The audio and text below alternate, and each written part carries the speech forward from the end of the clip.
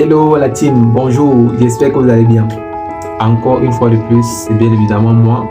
Et aujourd'hui, la thématique portera uniquement sur trois aspects que plein de personnes négligent, surtout des vendeurs. Parce qu'en se disant vendeur, certaines personnes ont déjà diabolisé ce terme, certaines personnes ont déjà diabolisé les vendeurs. Mais sincèrement, il y a des personnes qui n'ont pas de bonnes pratiques. Et c'est pourquoi aujourd'hui, tellement de personnes repoussent des vendeurs. Pourtant, ce qu'on ignore, c'est que nous sommes tous des vendeurs. En fait, la thématique de ce matin portera juste sur trois aspects très importants. Le premier aspect qui est la communication. Parce que parfois on se dit vouloir vendre, parfois on se dit vouloir faire un chiffre d'affaires et on ne fait pas la communication. C'est une erreur très grave. Et je vais même encore aller plus loin. Il y a ces gens-là qui se disent que après avoir fait la communication, ils auront des résultats. Non.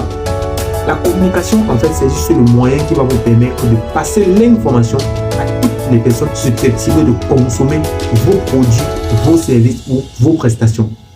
Parce qu'on voit dans notre société aujourd'hui avec ces grandes marques qui ne cessent de communiquer sur leurs produits, pourtant ils ont déjà atteint un certain niveau de réussite, ils ont déjà atteint un certain niveau d'excellence. Pourquoi est-ce qu'ils le font? Parce qu'ils ont compris que pour que les gens retiennent leurs produits ou leurs services, il faudrait qu'ils communiquent dessus massivement.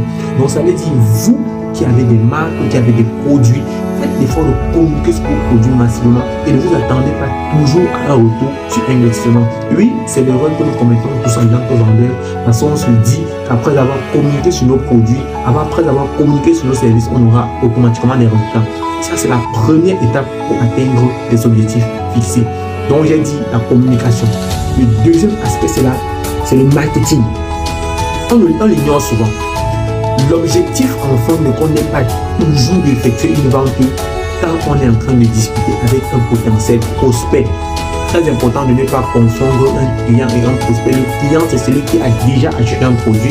Et le prospect, c'est quelqu'un à qui vous êtes en train de présenter, qui est en train de manifester un intérêt concernant vos prestations, vos produits ou vos services.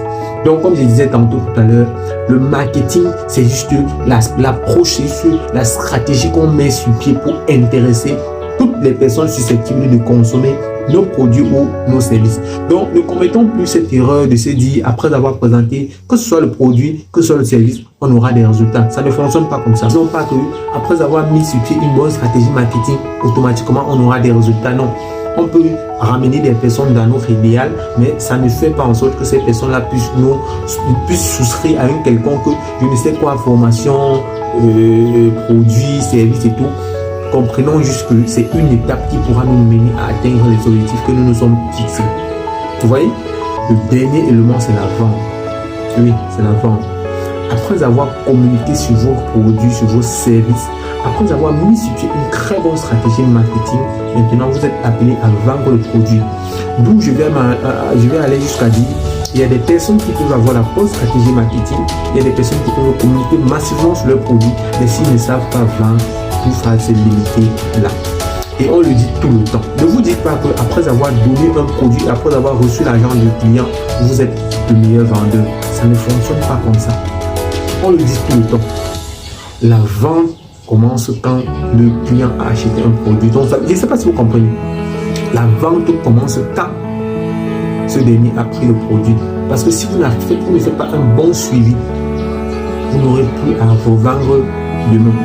Et il est plus pénible de rencontrer des nouveaux prospects que de suivre des personnes qui vous ont déjà fait confiance. Je ne sais pas si vous comprenez. Donc ça veut dire quoi?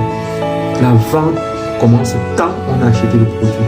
Donc ne vous dites pas qu'après avoir vendu un produit à quelqu'un, vous avez gagné. Ça ne fonctionne pas comme ça. La vente commence quand vous avez vendu le produit. Et vous êtes maintenant appelé à faire un suivi afin de déterminer quel est le niveau de satisfaction. Parce qu'on le dit tout le temps, la meilleure façon de faire le marketing, c'est le bouche à oreille. Et la personne la mieux placée pour pouvoir recommander vos produits ou vos services à vos proches, c'est la personne qui a été satisfaite. Donc, rassurez-vous que vous faites un suivi à toutes ces personnes qui ont acheté vos produits ou vos services. C'est ça qui va vous permettre d'optimiser vos ventes, que ce soit sur les réseaux sociaux, que ce soit sur le terrain.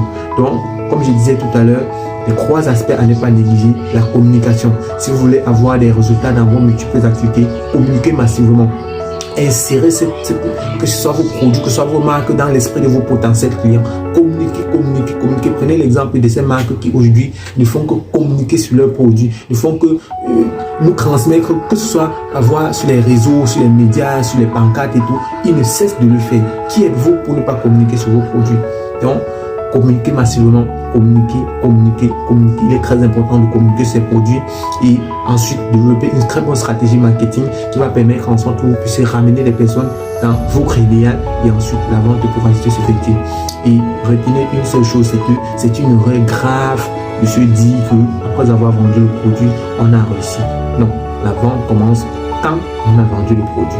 Donc là, ce sont les 3 aspects que j'avais souhaité partager avec vous ce matin. Donnons-nous rendez-vous demain pour les prochaines thématiques. Ciao, ciao.